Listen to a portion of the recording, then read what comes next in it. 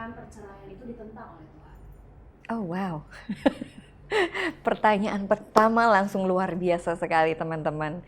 Ya, kita semua juga tahu kalau seandainya memang perceraian itu ditentang oleh Tuhan. Tapi kembali lagi, kita manusia biasa pada saat itu kita ada mengalami yang namanya drop, down, apa segala macam. Dan aku tidak menceraikan, tapi aku diceraikan oleh suami aku.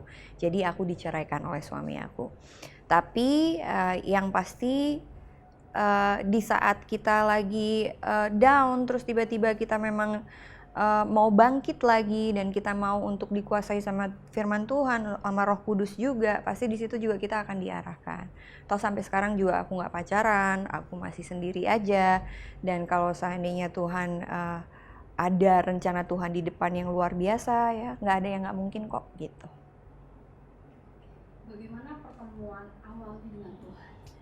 Pertemuan awal aku dengan Tuhan itu di padang gurun. Nah, itu adalah perjumpaan secara pribadi dengan Tuhan yang sangat luar biasa dan satu-satunya tempat di mana kita akan menerima banyak berkat. Bukan cuma perjumpaan secara pribadi, tapi secara roh kita dibentuk, secara power kita juga akan dikuatkan, dikokohkan, diteguhkan. Itu adalah lewat padang gurun. Nah, pas waktu aku di padang gurun, itulah aku berjumpa secara pribadi dengan Tuhan yang kesekian kalinya. Kalau pertemuan pertama itu pas waktu masih kanak-kanak. Istilahnya kanak-kanak secara roh gitu. Itu umur aku 23 tahun. Tapi perjumpaanku secara benar-benar pribadi sama Tuhan yang sungguh-sungguh dengan didikannya itu pas waktu aku ada di padang gurun. Itu pas waktu aku hamil 2 bulan kalau nggak salah. Bagaimana seorang Nafa Uba menjaga konsistensi saat teduh? Konsistensi saat teduh. Sebenarnya kalau kita dulu pertama kali kalau kita itu kadang-kadang menganggap ibadah itu adalah suatu keharusan, kewajiban, tapi bukan kesukaan. Nah, bedanya orang yang melakukan kewajiban itu tidak memakai nggak memakai passion. Orang yang melakukan kewajiban itu tidak memakai cinta.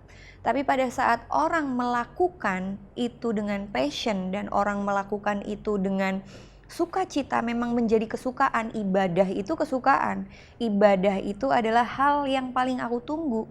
Ibadah itu adalah perjumpaan, relationship aku sama Tuhan. Ibadah itu suatu hal yang bisa meredam semuanya. Kita bisa sejuk, kita bisa ngontrol diri kita, dan masih banyak lagi. Makanya pada saat kita menganggap bahwa ibadah itu bukan suatu beban, bukan suatu keharusan, bukan suatu tanggung jawab, tapi ibadah itu adalah suatu kesukaan dan relationship sama Tuhan, kita akan mempunyai waktu yang konsisten untuk mempunyai saat teduh. Karena apa? Bukan lagi kewajiban, tapi udah menjadi gaya hidup. Kenapa bisa menjadi gaya hidup? Karena yang kalau manusia nggak dikasih makan, dia akan kelaparan. Begitu juga roh.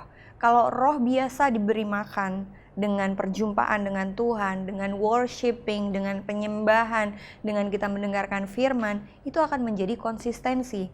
Dimana kapanpun, walaupun kamu sibuk, pada saat istirahat mungkin di kantor atau malam mau tidur, kita dengar shocking musik, abis itu kita dengerin firman Tuhan, itu sudah menjadi gaya hidup kita. Apa yang membuat Kak Nafa tetap stick to God setelah melewati semua masa sulitnya Kak Nafa? Perjumpaan.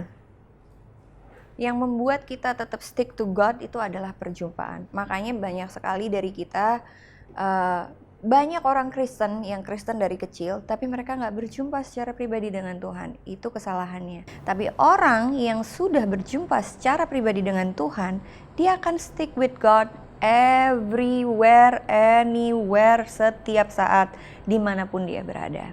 Jadi sebenarnya kunci dari kita tetap sama Tuhan terus-menerus adalah hubungan. Hubungan itu adalah ya kita punya relationship, keintiman sama Tuhan. Seperti suami istri, seperti kita sama bapak sama anak, ibu sama anak, itu kan punya relationship gitu.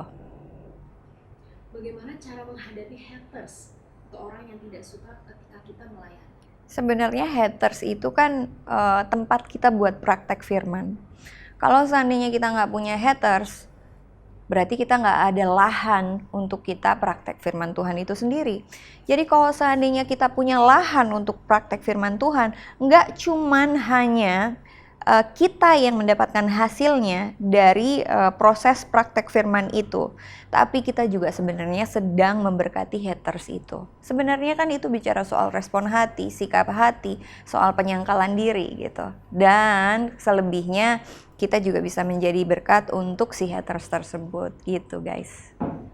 Bagaimana memakai our daily work to serve God dan itu berimpact positif ke orang? Tanya Roh Kudus, itu udah paling benar.